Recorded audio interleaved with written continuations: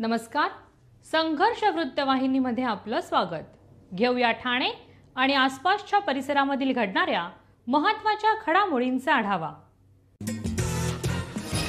महाराष्ट्र राज्य शिक्षक परिषदेतर्फे आमदार संजय केळकर यांचा सत्कार. महाराष्ट्र राज्य शिक्षक परिषद प्राथमिक विभागाच्या वतीने आमदार संजय केळकर यांचा जाहीर नागरी सत्कार ठाण्यातील मोह विद्यालय येथे पदाधिकारी आणि सुमारे 500 शिक्षकांच्या उपस्थितीत पार पडला. यावेळी कोकण पदवीधर मतदारसंघाचे आमदार निरंजन डावखरे, भारत सरकार NTPCचे संचालक विद्याधर वैंशपायन उपस्थित होते. आमदार केळकर यांना शाल पुष्पगुच्छ देऊन सत्कार करण्यात आला. महाराष्ट्र राज्य प्राथमिक शिक्षक परिषदेचे प्रमुख पदाधिकारी राजेश सुर्वे, भरत मडके यांनी शिक्षकांच्या विविध समस्यांविषयी लक्ष वेधले. भारतीय जनता पक्षाचे राज्य सरकार असून आगामी काळात विधान परिषदेच्या अधिवेशनाच्या माध्यमातून शिक्षकांच्या समस्या सोडवण्यासाठी शासन दरबारी प्रयत्न करण्याचे सूतोवाच यावेळी आमदार संजय केळकर यांनी केले. या कार्यक्रमात ठाणे जिल्हा हाऊसिंग फेडरेशनचे अध्यक्ष सीताराम राणे, ठाणे महानगरपालिका परिवहन सदस्य विकास पाटील यांची विशेष उपस्थिती होती. यावेळी राज्य कार्यवाहक संजय पगार, कार्यकारी अध्यक्ष बाबूराव गाडेकर, कार्याध्यक्ष बाबूराव पवार, संघटन मंत्री विकास पोत्रे, राज्य संपर्क प्रमुख राजेंद्र नांद्रे, महिला आघाडी उपाध्यक्ष छाया पाटील, उपाध्यक्ष सुनील केणे, उपाध्यक्ष आबा बच्छाव, राज्य अध्यक्ष राजेश सुर्वे, कार्याध्यक्ष भरत मडके, जिल्हा महिला आघाडी प्रमुख छाया देशमुख आदी उपस्थित होते. आज महाराष्ट्र राज्य प्राथमिक शिक्षक परिषद जी संघटना आहे त्याचा मी संस्थापक आहे आणि जवळजवळ 25-30 जिल्ह्याच्या प्रतिनिधींच्या माध्यमातून या ठिकाणी हा कार्यक्रम आयोजित केला. शिक्षकांच्या शिक्षणाच्या विद्यार्थी हिताच्या गोष्टी ज्या आहेत ते शिक्षक परिषदेच्या माध्यमातून आम्ही करत असतो. ज्या प्रलंबित मागण्या आहेत, अनेक मागण्या ज्या आहेत त्या आधीच्या सरकारमध्ये 2.25 वर्षामध्ये आम्ही पूर्ण केल्या. ज्या प्रलंबित मागण्या आहेत त्या पुढच्या काळामध्ये निश्चितपणे माननीय मुख्यमंत्री यांच्या उपस्थितीमध्ये त्यांना भेटून आम्ही मार्गी लावू आणि निरनिराळ्या जिल्ह्यामध्ये ॲक्टिव्ह संघटना असल्यामुळे त्या जिल्हा परिषदेच्या माध्यमातून देखील त्या पूर्ण करण्याचा आम्ही प्रयत्न करतो. ठाणे महानगरपालिकेचे मालमत्ता कर म्हणजेच प्रॉपर्टी टॅक्स भरण्याचे आवाहन. सन 2022-23 या आर्थिक वर्षाचे मालमत्ता कराचे म्हणजेच प्रॉपर्टी टॅक्सचे बिल ठाणेकर करदात्यांना महापालिकेमार्फत आर्थिक वर्षाच्या सुरुवातीस म्हणजेच माहे एप्रिल 2022 मध्ये देण्यात आलेले आहे. तथापि अद्यापही काही करदात्यांनी मालमत्ता कर महापालिकेकडे जमा केलेला नाही. सध्या आर्थिक वर्षाचा अंतिम टप्पा सुरू झाला आहे. मालमत्ता कर वसुलीसाठी महापालिकेतर्फे कडक कारवाई हाती घेण्यात आली आहे. या अंतर्गत जंगम मालमत्ता, टीव्ही, फ्रीज, वाहन व इतर जप्त करणे तसेच स्थावर मालमत्ता वॉरंट बजावून जप्त करण्यात येत असून मालमत्तेचा जाहीर विक्रीद्वारे लिलाव करून कराची रक्कम वसूल करण्यात येत आहे. मालमत्तेस पाणी पुरवठा करण्यात येणारे नळ संयोजन खंडित करण्यात येत आहेत. त्याचप्रमाणे थकीत मालमत्ता करावर 2% व्याज आकारले जात असल्याने भरावयाची रक्कम वाढत आहे. आपला मालमत्ता कर propertytax.thanecity.gov.in या लिंकद्वारे तसंच गुगल पे, फोन पे, पेटीएम याद्वारे ऑनलाईन पद्धतीने करण्याची सुविधा उपलब्ध करून दिली आहे.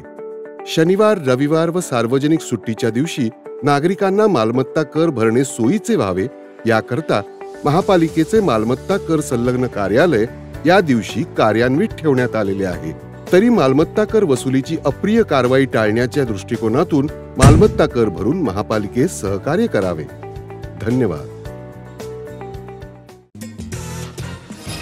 उपमुख्यमंत्री एकनाथ शिंदे यांच्या माध्यमातून अनुयायांसाठी भोजन व्यवस्था. डॉ. बाबासाहेब आंबेडकर यांच्या महापरिनिर्वाण दिनी चैत्यभूमीवर आलेल्या अनुयायांना गेल्या 2 वर्षांपासून उपमुख्यमंत्री एकनाथ शिंदे यांच्या माध्यमातून भोजनाची व्यवस्था करण्यात येते. यंदाचे हे 3रे वर्ष असून लाखो अनुयायांनी या भोजन व्यवस्थेचा लाभ घेतला. या भोजन व्यवस्था कक्षाला उपमुख्यमंत्री एकनाथ शिंदे यांनी भेट देऊन अनुयायींची आस्थेने विचारपूस केली. यावेळी आमदार दीपक केसरकर, माननीय खासदार राहुल शेवाळे तसेच अनेक मान्यवर उपस्थित होते. डॉ. बाबासाहेबांच्या महापरिनिर्वाण दिनी राज्यातूनच नवी तर देशभरातून लाखो अनुयायी मुंबईतील दादर येथे असलेल्या चैत्यभूमीवर डॉक्टर बाबासाहेब आंबेडकर यांना अभिवादन करण्यासाठी येत असतात।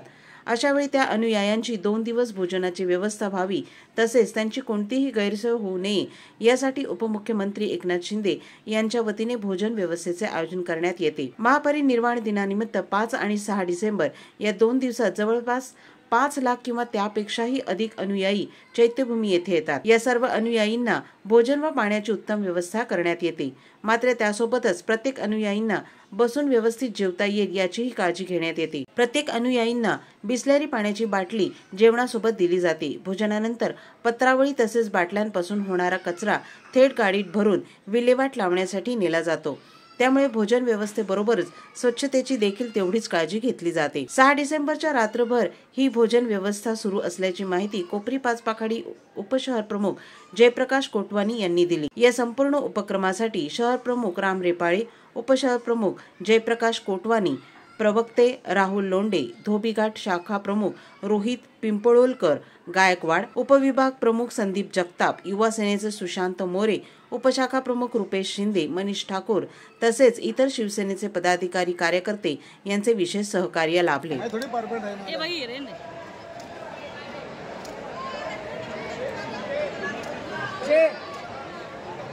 हो गया मैडम, काउंटर लगाने को उधर सर हम लोग को चिल्ला रहे हैं। मीडिया वाले रुक जा।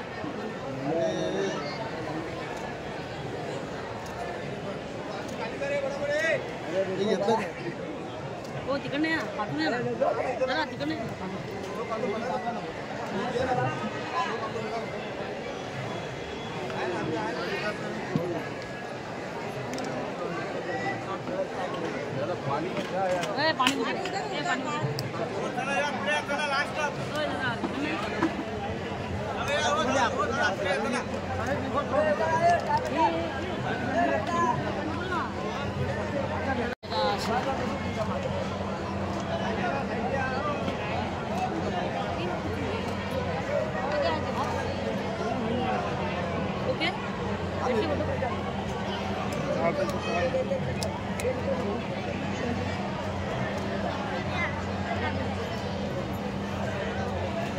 हा 3रा वर्ष आहे आणि 3ऱ्या वर्षात जे अनुयायी इथे येत आहेत त्यांच्यातर्फे जे भोजन व्यवस्था माननीय श्री एकनाथ शिंदे साहेबांतर्फे ते आयोजित केली जाते ही सेवा कायमची चालू राहणार। साहेबांचा आम्हाला हेच सत्य आहे की जेवढे अनुयायी इथे येत आहेत सगळ्यांना या भोजनचा लाभ भेटला पाहिजे। कुठलाही ह्याच्यात कमी कामा नाही, फक्त ती दिवसादिवशी या अन्नाची एवढी गर्दी वाढत चालली आणि ह्या भोजनाचा सगळं अनुयायी लाभ घेतात। सगळ्यांना इथे बसून एकतर तुम्ही बघताय की सगळ्या अनुयायाला बसून जेवणाची व्यवस्था केली जाते आणि सगळ्यांना बिस्किटची व्यवस्था दरवर्षीप्रमाणे आपण ह्या वर्षी पण ठेवली। साहेबांचा एकच आहे की बाबा कुठल्याही ह्याच्यात काही कमी नाही पडला पाहिजे आणि प्रत्येक गोष्टीचं तुम्ही जातीने लक्ष द्या आणि आम्ही सगळेजण म्हणजे रोहित गायकवाड, संदीप जगताप आणि जेवढे आमचे बाकी सहकारी आहेत प्रत्येक गोष्टीवरती आमचं लक्ष असतो आणि कुठलाही इथे कमी पडणार नाही तेवढी काळजी घे। सर्वांना जय भीम, जय महाराष्ट्र। आज खरं तर 68वा महापरिनिर्वाण दिन आहे डॉक्टर बाबासाहेब आंबेडकरांचा। तर इथे जवळजवळ लाखो लोक येतात, लाखो अनुयायी येतात। इथे साहेबांनी इथे त्यांना भोजनाची सोय केलेली आहे। त्याच्यानंतर मग पाणी, बिस्लरी पाणी। साहेबांचं एकच म्हणणं आहे शिंदे साहेबांचं की सर्वांना म्हणजे गैरसोय होऊ नये। इथे बऱ्याच ठिकाणी भोजनाची सोय केलेली असते, पाण्याची सोय केलेली असते, पण साहेबांनी जे काय इथे केलेलं आहे या मैदानामध्ये जे पण 3 वर्ष झालं, 3रा वर्ष आहे, इथे लाखो लोक येऊन भोजन करून जातात। मी खरं तर इथे BMCचा पण आभार मानेल। चांगल्या पद्धतीने इथे त्यांनी सगळं नियोजन केलेलं आहे। इथे स्वच्छता, इथे साफसफाई करायसाठी कर्मचारी आहेत, BMCची माणसं आहेत आणि पाण्याचे टँकर आहेत, हात धुवायला पाण्याचे टँकर आहेत, बाहेर नळ बसवलेले आहेत, बिस्लरीचं पाणी आहे पियायला आणि सर्व प्रकारची इथे सोय केलेली आहे। श्रीमा बालनिकेतन हायस्कूलचे सुवर्ण महोत्सवी वर्षातील 30व्या आंतरशालेय स्पर्धांचे आयोजन. श्रीमा ट्रस्ट संचालित श्रीमा बालनिकेतन हायस्कूल या समयी ठाण्यातील शिक्षण क्षेत्रात 50 वर्षे पूर्ण होत आहेत. संस्थेच्या सुवर्ण महोत्सव प्रसंगी 30व्या आंतरशालेय विविध स्पर्धांचे आयोजन करण्यात आले आहे. या भव्य कार्यक्रमाचे उद्घाटन आज श्रीमा ग्रुप ऑफ इन्स्टिट्यूशनचे ट्रस्टी श्री आर राजन आणि श्रीमती संतोष राजन यांच्या हस्ते करण्यात आले. या प्रसंगी संस्थेचे सन्माननीय चिटणीस श्री रमेश जोशी, प्रिन्सिपल सेजल नारंग, श्रीमा बालनिकेतन, प्रिन्सिपल मिनी नायर, श्रीमा विद्यालय आणि हजारोंच्या संख्येने विद्यार्थी पालक उपस्थित होते. ही आंतरशालेय स्पर्धा विद्यार्थ्यांच्या सर्वांगीण विकासासाठी आणि व्यक्तिमत्वाला आकार देण्यासाठी गेली अनेक वर्षे आयोजित करण्यात येत आहेत. या स्पर्धेमध्ये मुंबई, ठाणे, मुलुंड, नवी मुंबई आणि कल्याण डोंबिवली येथील विविध शाळा उत्साहाने सहभागी होतात. यावर्षी जवळजवळ 50 ते 60हून अधिक शाळांनी सहभाग घेतला आहे. यामध्ये कथाकथन, स्पॅलोथॉन, पॉट पेंटिंग, चित्रकला, संस्कृत पाठांतर, हस्ताक्षर, फॅब्रिक पेंटिंग, काव्य पठण, मराठी, इंग्रजी, हिंदी या तिन्ही भाषांमधील वक्तृत्व स्पर्धा, सायन्स क्विज, पुष्परचना, गायन, संगणकीय सादरीकरण, टाकाऊ वस्तूतून टिकाऊ वस्तू तयार करणे, मेहंदी अशा विषयांच्या स्पर्धेत मुले आनंदाने सहभागी होतात. या स्पर्धांमध्ये त्या विषयातील तज्ज्ञ व्यक्तींना जज म्हणून नेमण्यात येते. स्पर्धेत जे विद्यार्थी प्रथम आणि इतर क्रमांक आलेल्या विद्यार्थ्यांना कॅश प्राइज, प्रशस्तीपत्रक, ट्रॉफी, शील्ड अशी बक्षिसे देण्यात आली. 2 दिवसाच्या भरगच्च कार्यक्रमानंतर हा शालेय महोत्सव संपन्न झाला. भारतात विपुल नैसर्गिक साधन संपत्ती आहे. खनिज संपत्तीच्या दृष्टीने भारत एक संपन्न राष्ट्र देश आहे. खनिज, मॅंगनीज, सोने, हिरे, चांदी, युरेनियम, हेलियम इत्यादी या विशाल भारतात मोठ्या प्रमाणात आढळतात.